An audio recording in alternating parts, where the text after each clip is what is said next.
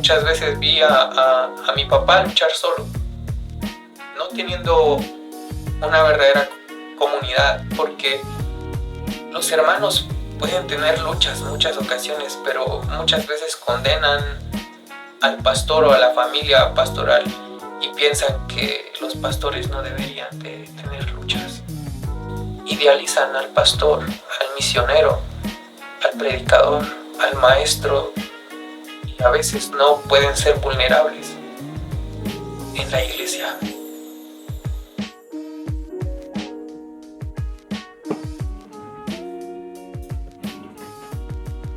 Hey, ¿qué tal? Buenos días, buenas noches, buenas tardes, buenas madrugadas. No sé a qué horas estás viendo o escuchando esto. Bienvenido. Pienso que este es el segundo capítulo del podcast y qué genial poder tenerte por acá, que andes visitando. Y estoy muy feliz porque este es el segundo. Y pues hoy quiero hablarte un poco acerca del pan, el café y todo eso. Yo no sé si eres una persona de café o de té o de chocolate o de Coca-Cola o no sé qué te gusta tomar, eh, pero voy a hablarte un poco acerca de eso. En lo personal me encanta el café y esta ha sido una semana interesante para mí, si he de ser honesto. Una semana llena de muchas cosas que he tenido que hacer, pero en medio de eso me he fijado en algo que am, pienso que necesitamos con constancia y quizás con el tiempo vayas entendiendo que necesitas de eso. Y eh, es algo que nosotros podemos ver en la escritura, es algo que nosotros podemos ver en la Biblia que se menciona, al menos en la vida de los primeros creyentes.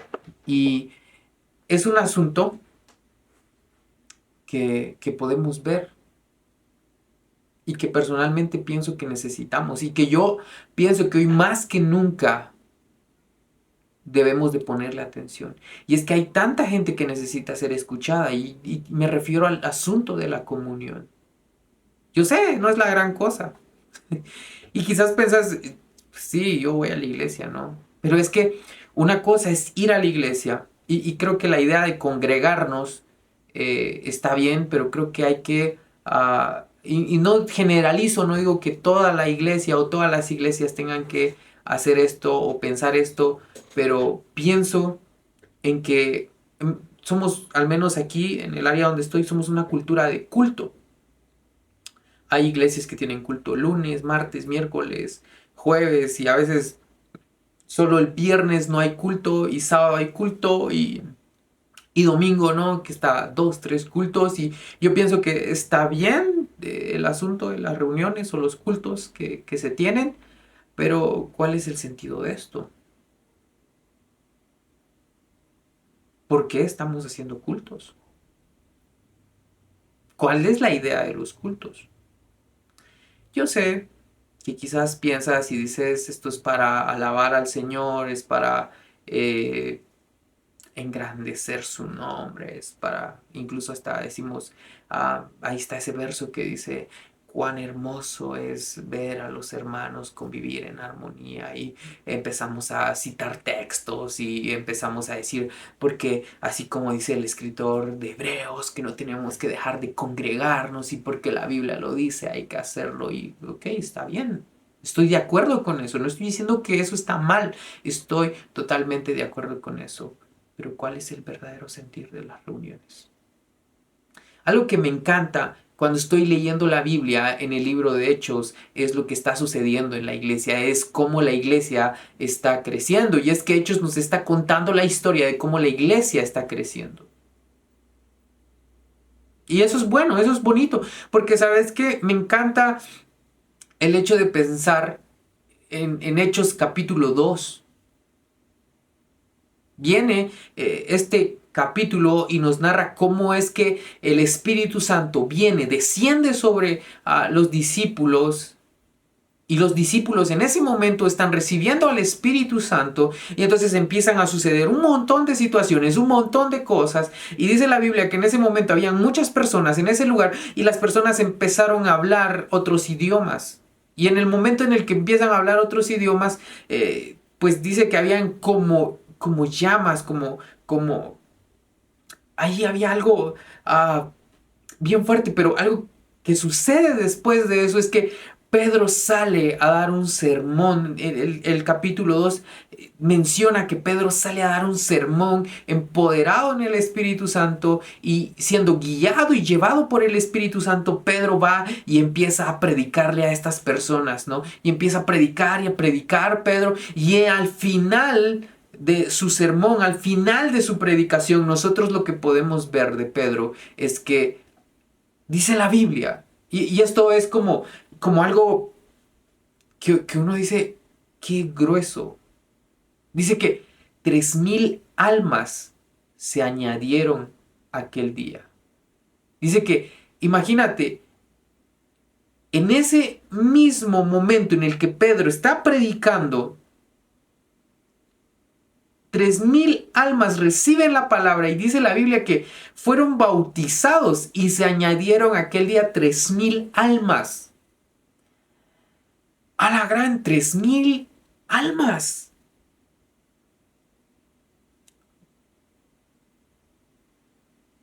Y es interesante esto, porque esta fue una situación guiada por el Espíritu Santo. Imagínate, no sé, bautizar 3,000 personas. No sé. Ah, dice allí el texto, fueron bautizadas y se añadieron aquel día 3,000 almas. Ja, la primer mega iglesia, ¿no? A algunos no les gustará esto, pero sí, 3,000 personas. Más de 3,000 personas en realidad, porque estas fueron las que se agregaron. ¿Mm? Y sabes qué, me encanta el verso sigue diciendo, y se dedicaban continuamente a las enseñanzas de los apóstoles y a la comunión y al partimiento del pan y a la oración. Punto número 1. Se dedicaban continuamente. ¿Ah? No de vez en cuando. No, o sea, era continuo, era intencional a las enseñanzas de los apóstoles, pero a la par de la enseñanza de los apóstoles estaba la otra parte que era la comunión, la comunión. En otras versiones dice, se dedicaban a las enseñanzas de los apóstoles, a la comunión fraternal, es decir, convivían, se relacionaban. Y luego dice a la comunión, al partimiento del pan y a la oración. En otras versiones dice a participar juntos de las comidas, entre ellas la cena del Señor y a la oración. Esta iglesia, no sé, pero la iglesia, al menos en donde yo estoy, acá por estas áreas de Chichicastenango, Quiché, el departamento del Quiché, hay mucha fiesta. Hay mucha fiesta en general de las iglesias y de los, no sé, asociaciones que le llaman y cosas como esas. Y siempre hay comida, hay fiesta. Yo a veces me imagino, ¿no? Que a lo mejor la iglesia primitiva tenía esto. Imagínense, eran más de 3,000 almas que se dedicaban al partimiento del pan, a la oración, a la comunión y a la cena del Señor.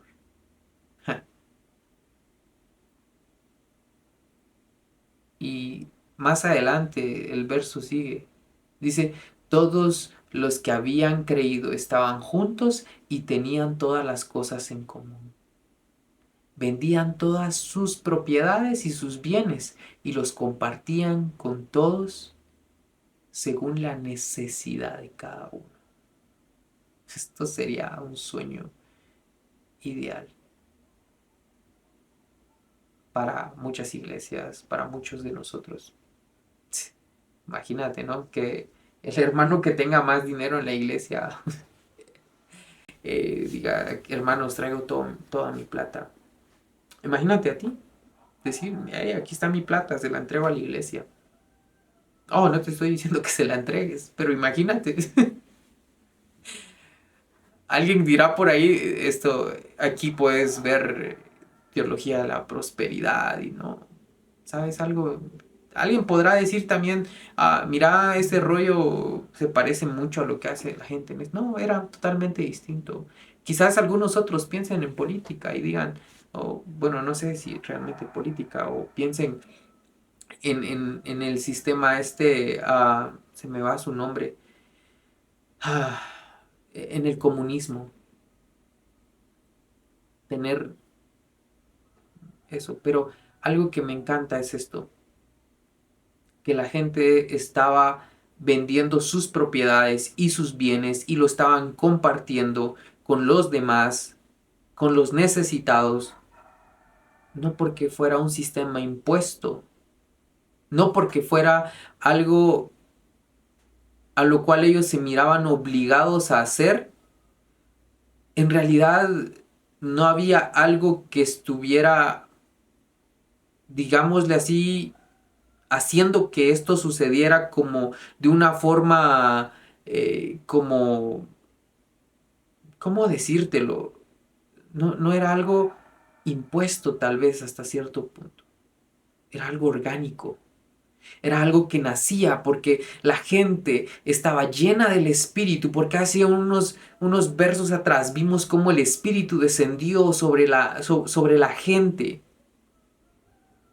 Vimos cómo ellos fueron bautizados, cómo ellos recibieron la palabra, tomaron la palabra y en obediencia a esa palabra, ellos vienen y entonces llevados y siendo guiados por el Espíritu van y hacen esto. Entregan sus bienes. No porque los apóstoles se los están pidiendo, no porque los apóstoles les están diciendo, traigan sus cosas, traigan sus riquezas aquí y entréguenlas. No, es algo que está naciendo de las personas, es algo que el Espíritu Santo está creando en las personas, es algo que nace porque ellos tienen al Espíritu Santo y eso los está llevando a ellos a esto. No es un sistema político, no es un sistema, si quieres verlo así, alguna clase de situación que está algún ser humano manipulando ahí. No, en realidad es algo que está surgiendo porque en ese momento ellos se están dando cuenta de las necesidades y están siendo guiadas por el Espíritu a hacer todas estas cosas.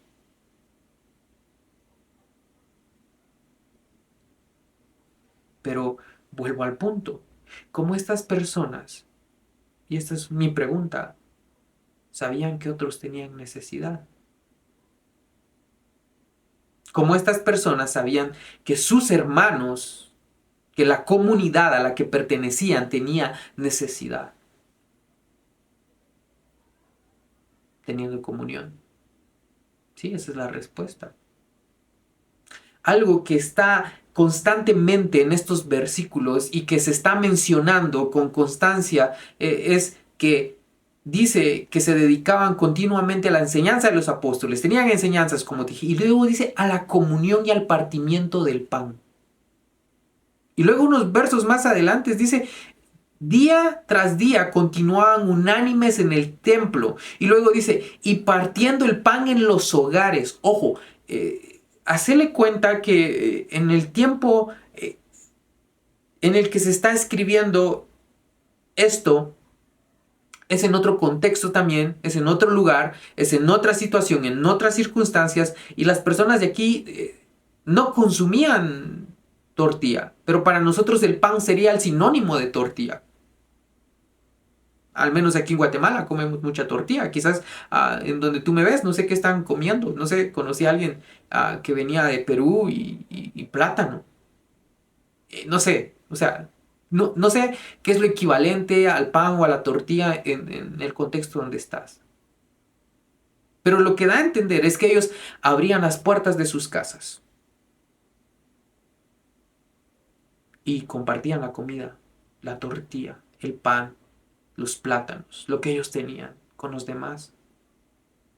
Dice aquí, dice, y lo hacían unánimes, estaban unidos. Y lo hacían y comían juntos, entre ellos la cena del Señor. O sea, no solo se dedicaban a comer juntos la cena del Señor, sino habían ocasiones. Y a veces no imaginamos cómo es que está sucediendo esto, porque recuerda, son más de 3,000 personas. ¿Mm? ¿Recuerdas que te leí y leímos? Que eran más de 3,000 personas que fueron bautizadas. Y en las casas de distintas personas se reunían para partir el pan, para comer, a la enseñanza de los apóstoles. Es que este es el sentido. Este es el sentido de la iglesia. Es que esta es la iglesia, se le llama iglesia primitiva porque es la primera, primitiva de primera. Y es porque este es el ejemplo que nos está dando. Este es el modelo de iglesia. No es tan innovador, si quieres verlo así. O sea, no es como una idea así como de publicidad y de marketing que atrae a miles de gentes. Al menos tal vez lo pensamos así, pero en realidad sí estaba atrayendo a mucha gente porque ¿sabes qué? Dice más adelante, al final de este capítulo 2, dice, alabando a Dios, hallando favor con todo el pueblo. O sea, hallaban favor con todo el pueblo. Dice, y el Señor añadía cada día al número de ellos que iban siendo salvos. Había algo diferente en esta comunidad. Había algo distinto que las demás personas estaban observando en esta comunidad de fe. ¿Qué era eso distinto? La comunión. Porque la comunión los llevaba a compartir las necesidades que tenían. La comunión, en medio de la comunión, ellos eran vulnerables también. Porque tú no puedes esperar pertenecer a una comunidad y pretender tener comunión si no te muestras vulnerable con los demás. Pero también eso te debe llevar a ser empático, porque te debe llevar a tratar la manera de ponerte en los zapatos de la otra persona, a entender las situaciones que está pasando y más allá de entender sus situaciones, hacer algo por esas situaciones que está pasando. La pregunta para nosotros es, ¿qué tanto conocemos nuestra comunidad de fe? ¿Qué tanto nosotros conocemos las necesidades de nuestros hermanos? Este es el sentido de la iglesia. Es como la iglesia está empezando. Y la iglesia empezó de esta manera. Y son principios que nos está dando y nos están enseñando que quizás hoy por hoy, no digo que todas las iglesias lo están haciendo mal, pero quizás hoy hay una gran cantidad de iglesias que lo estamos olvidando. Porque llegamos al culto tarde y queremos irnos temprano. Queremos llegar, solamente escuchar la palabra de Dios, solamente cantar un rato y medio saludar a alguien, decirle hola, ¿qué tal? ¿Cómo te va? Y luego nos vamos y regresamos a nuestras casas y no tenemos mayor contacto con los demás. No nos mostramos vulnerable con los demás, no mostramos que los demás nos importan, no convivimos de manera continua con los demás, no buscamos espacios para relacionarnos con los demás. Por eso es que, si te he de ser honesto, no sé si debemos seguir con una cultura de cultos. No digo que el culto sea malo, solo digo que quizás lo que necesitamos es tener más comunión. No digo que los cultos estén mal, no estoy en contra de los cultos, te lo vuelvo a decir. No estoy en contra de que las iglesias sean grandes o pequeñas, porque grandes o pequeñas puedes tener comunión y esta iglesia es un claro ejemplo. Más de 3,000 personas teniendo comunión. Y entonces, la situación acá es que nosotros necesitamos volver a esto. Y yo sé que es bien difícil ser vulnerable, porque tristemente la iglesia debería ser un lugar, digo debería ser el lugar seguro, donde yo puedo llegar a hablar acerca de mis luchas, hablar acerca de las cosas con las que estoy lidiando, hablar acerca de mis frustraciones, hablar acerca de las cosas que quizás me disgustan, pero en lugar de eso, cuando llegamos a la iglesia, normalmente es, hola, ¿qué tal? ¿Cómo estás? Y normalmente la respuesta es, bien, gracias, bendecido, en algunos otros contextos, bendecido y en victoria. Y muy raras veces escuchamos quizás respuestas un poco más genuinas como estoy pasándola mal o estoy más o menos, porque tenemos miedo a mostrarnos vulnerables, porque tenemos miedo a quizás no tener esa victoria en nuestra vida, no vivir victoriosos. Y quizás hemos empezado a fingir una vida que ya y a ilustrar una vida que no es.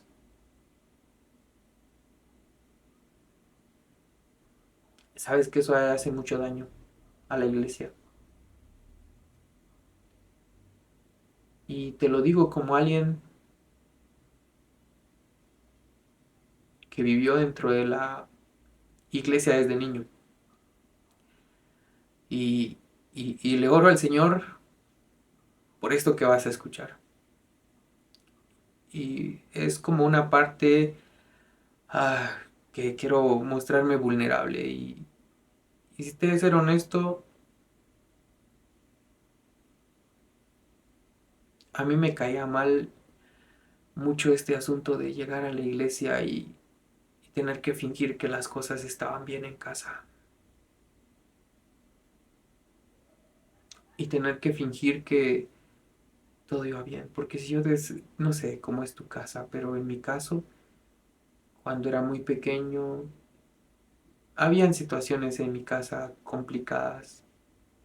Quizás tú conoces y sabes que ah, vengo de una familia de pastores.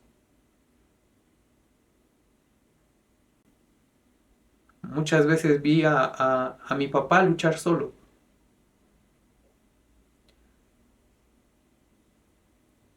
no teniendo una verdadera comunidad, porque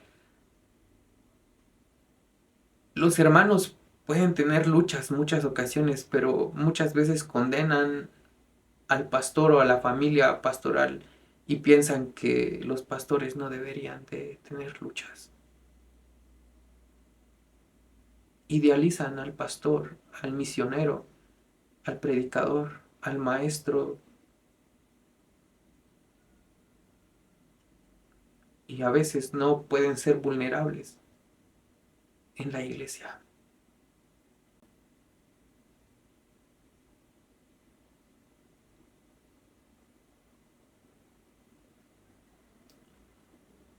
Y yo te soy honesto, yo llegó un punto en el que estaba harto de vivir una vida que era una cosa quizás en la iglesia y era una cosa en casa. Y ver a mi papá tratar y lidiar con todas esas cosas. Si es ser honesto, las cosas han mejorado mucho en, en casa y todo, pero quizás tú estás viendo eso en tu casa, que tu familia en la iglesia es una cosa y que en casa es otra cosa. Y quizás odias ver esas situaciones, porque quizás a lo mejor incluso tus papás sirven en la iglesia y ves que su comportamiento dentro de la iglesia es muy distinto al de casa. Porque en la iglesia no nos han enseñado a tener una, quizás, no quiero decir no nos han enseñado, pero quizás hemos cultivado una idea de que tenemos que estar bien todo el tiempo. Y hay de aquel que llegue con sus heridas y se muestre vulnerable y diga, estas son mis luchas, estas son mis heridas y mis cicatrices. Porque lo condenamos. Porque lo que hacemos es decirle, voy a estar orando por usted. Entiendo que nace de un corazón honesto, pero si podemos hacer algo más que orar, deberíamos hacerlo. Y si la persona nos permite y nos deja hacer algo más que orar por ella, deberíamos hacerlo. Deberíamos ir a las casas como esta iglesia. Porque aquí no solo los apóstoles visitaban, sino aquí era toda la iglesia visitándose y animándose mutuamente, partiendo el pan, comiendo. La idea de la comida es la idea de te voy a dejar entrar a mi intimidad. Es la idea de venir a mi casa, sentémonos, hablemos, comamos, conoce quién soy y voy a conocer quién eres. Es la idea de compartir, pasar tiempo. Y es que la idea de hermano, cuando alguien nace de nuevo, cuando alguien viene a la familia de Dios, le decimos, ahora usted ya es mi hermano, ahora ya tú eres mi hermano. Pero ¿realmente entendemos lo que estamos diciendo? Ser hermano de alguien es cuidar a esa persona, es proteger a esa persona, es estar para esa persona, es de verdad encarnar esa situación de hermandad, es sentir y hacerle sentir amado y querido por la iglesia. Porque la iglesia no es el edificio, somos nosotros las personas. Nosotros las personas conformamos la iglesia.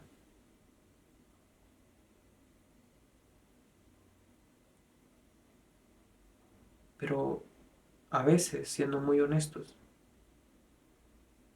no abrazamos. Somos muy fríos. Llegamos tarde, nos vamos temprano, no convivimos, no preguntamos. ¿Qué tal estás? Pero hablando en serio. A veces somos muy superficiales en las relaciones con nuestros hermanos, con nuestros amigos. ¿Cómo vamos a conocer las necesidades de los demás si no tenemos comunión? Y yo no estoy diciendo que tienes que conocer a toda la iglesia o que tengas que ser amigo íntimo de todos los de la iglesia. Tendrías que invitar y si tú perteneces a una iglesia grande como esta, tendrías que invitar a todos los de la iglesia. No sé, toda tu vida vas a pasar invitando a todos. Voy al hecho de que ah, debes de buscar ser intencional en buscar a personas, en buscar hermanos y amigos que te ayuden, pero también hermanos y amigos a quienes tú también vas a estar ahí para ellos. La idea de la comunidad de fe no es una idea de crear únicamente eventos. La iglesia no es un evento. La iglesia es algo vivo. Es algo con vida. Va más allá de un evento, va más allá del culto del domingo, va más allá de la alabanza, va más allá de la predicación. La esencia de la iglesia es la comunión. La comunión con Dios, la comunión y la relación íntima con Dios y la comunión y la relación íntima con mis hermanos. Así que me encanta ver a la iglesia primitiva. De ella aprendo mucho. Y a lo mejor tú estás empezando en tu vida cristiana, a lo mejor ya llevas muchos años. Mi pregunta para ti es, ¿estás siendo intencional en tener comunión con los demás? Porque déjame decirte que el hombre desde sus inicios es un ser relacional. Y déjame decirte que por más que te repitas y te creas la mentira de que tú solo puedes, no puedes solo, vas a necesitar de la gente. Y a lo mejor piensas, no, pero si yo he logrado cosas solo, si yo he hecho las cosas solo, déjame decirte que estás engañándote, porque no has hecho cosas solo ni has logrado las cosas solo. Porque detrás de todo eso tuviste a maestros, tuviste a personas que te apoyaron, tuviste a gente, así que no todo lo llegaste a saber solo y no todo lo hiciste solo, necesitaste de una comunidad. Deja de pensar que puedes solo, deja de pensar en que lo lograste solo. Date cuenta de que Dios utilizó a las personas, Dios utilizó a la gente y que no lo lograste solo. Los logros que tienes no son solamente tuyos, sino son la suma de los esfuerzos, conocimientos y recursos que otros te proveyeron. Deja de pensar en que lo lograste solo. Deja de pensar que lo hiciste solo. Reconoce que necesitas una comunidad de amigos, de hermanos, de personas. ¿Y sabes qué me encanta? Que dice la Biblia que la iglesia primitiva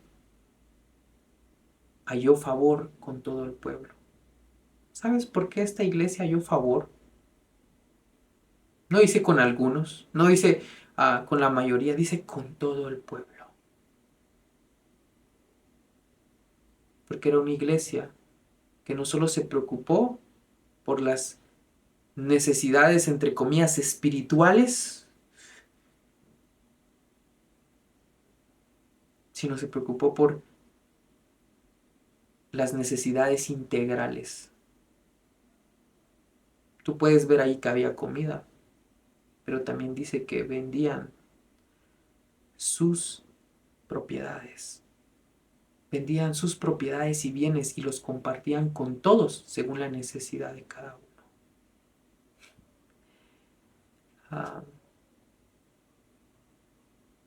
¿Estás dispuesto a dar lo que tú tienes por otros?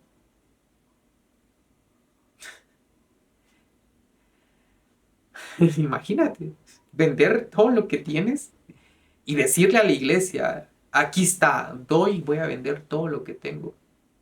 Y date cuenta, los apóstoles no están, la Biblia no dice que los apóstoles les exigían a sus feligreses hacerlo.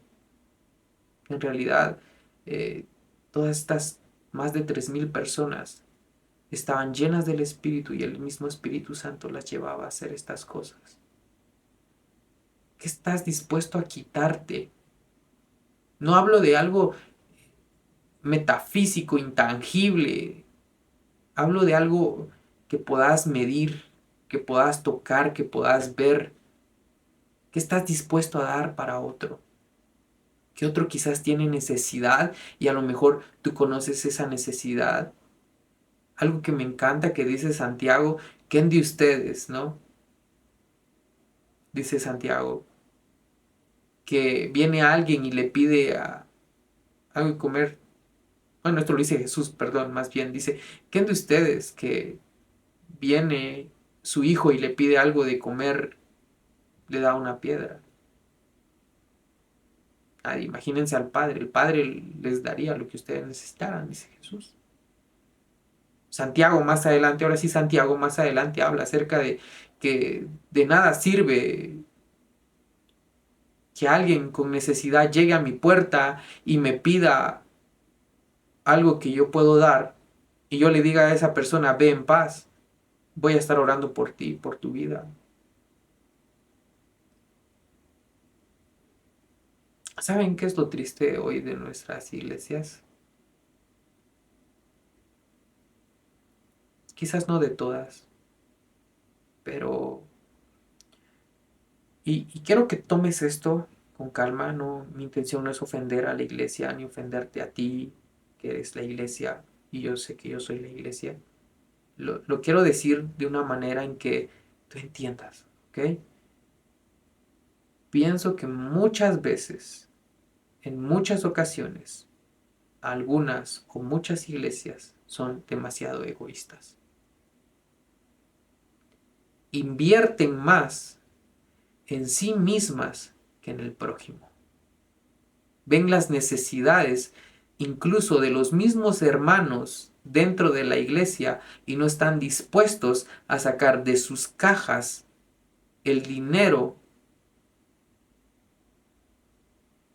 para construir una casa, para pagar una cirugía, para ayudar a alguien con necesidad. Y se excusan diciendo, es que esto lo vamos a usar para, yo qué sé, un aniversario, para agradecerle a Dios con un culto. Nos hemos convertido como en esos fariseos que en el tiempo de Jesús no mantenían a sus padres porque les decían y se excusaban diciendo, es que ya di el diezmo y por eso no te puedo dar.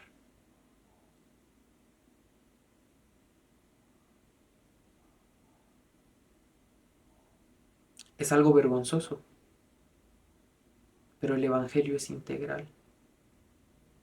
No sé por qué se nos ha metido en la mente que la iglesia solo debe estar preocupada por las necesidades espirituales de las personas. Yo no sé en qué momento llega esta falsa idea a nuestra mente y a la mente de muchas iglesias. El Evangelio es integral. El Evangelio se preocupa. Si quieres hacer divisiones o dicotomía o tricotomía, está bien, pero el Evangelio se preocupa por el ser integral, por la persona por completo. Cuando tú ves a Jesús, era una persona que se preocupaba por la comida de las personas, pero también por sus situaciones físicas. Les dio alimento a 5,000 personas, pero también sanó enfermos.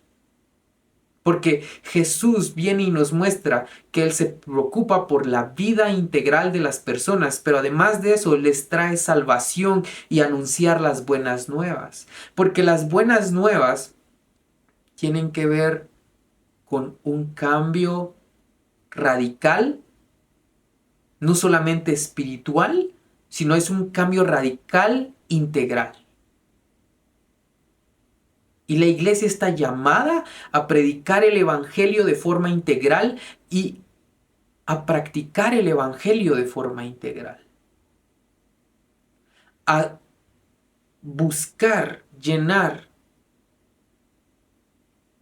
a buscar venir y suplir, empoderados en el Espíritu Santo, las necesidades espirituales, pero también las necesidades fisiológicas, emocionales, mentales, como tú quieras llamarlo, pero la iglesia está llamada a suplir las necesidades integrales del ser humano.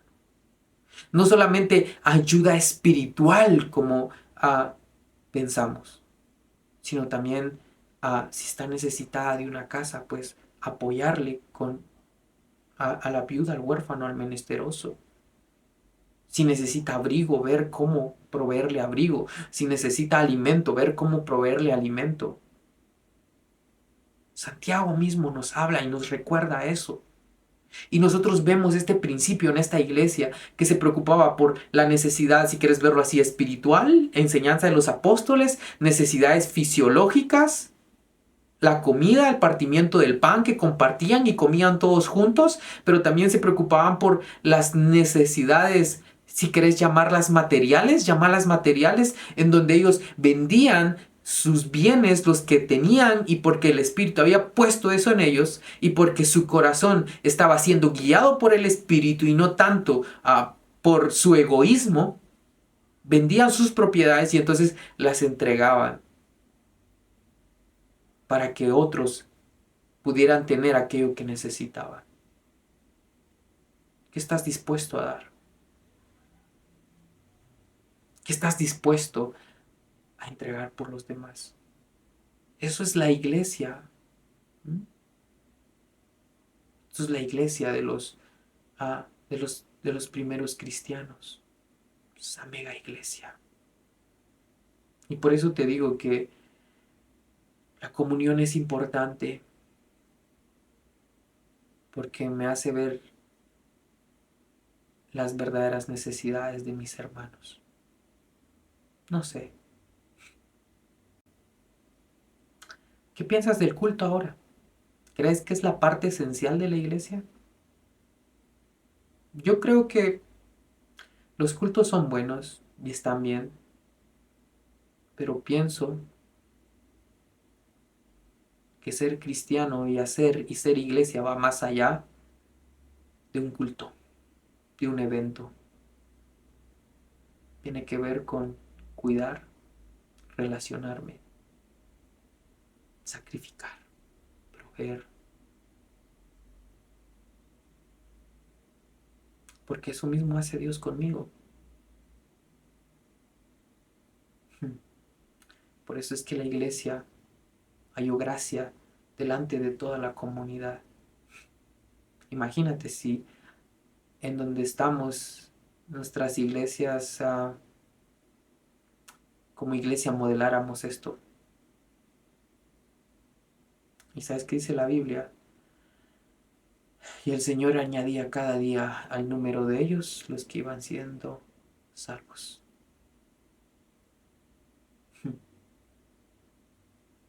Ser discípulo es, ser un cristiano y ser un verdadero hermano es algo que conlleva mucha responsabilidad. Y si te debes ser honesto, a mí me cuesta.